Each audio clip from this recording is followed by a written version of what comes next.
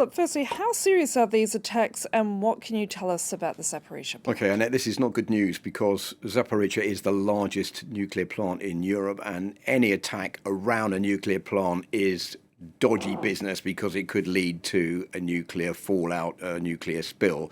That is something that the International Atomic Energy Agency has been warning about for months already. You can see Zaporizhzhia just behind me. It's on the limit of the zone controlled by the Russians and pushed back by the Ukrainians. That's the red line there.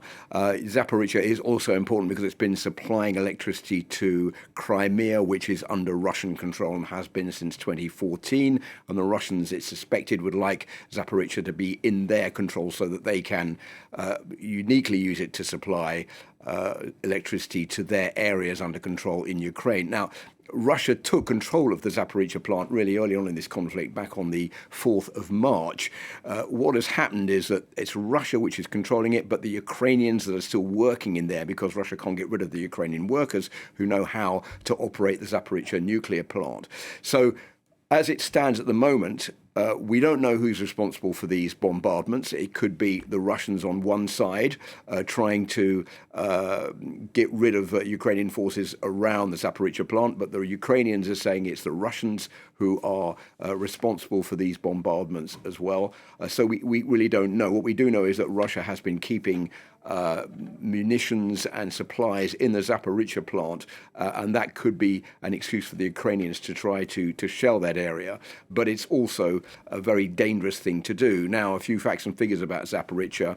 It was built in the 1980s. It's the largest nuclear plant, as I was saying. It has 6 nuclear reactors and supplied 20% of Ukraine's electricity before the war broke out. Since then, it's now been put on what's called a low regime. It doesn't supply very much electricity, but it's still functioning. You have to keep those reactors working. Otherwise, that also could lead to a nuclear spill.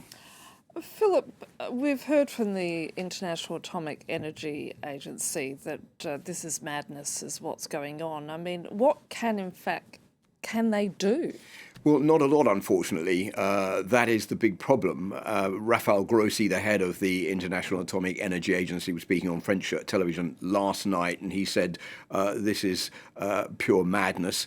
It's an extremely grave situation. Whoever is behind this must stop immediately. You are playing with fire. He says that these are deliberate attacks by one side or the other, or both sides.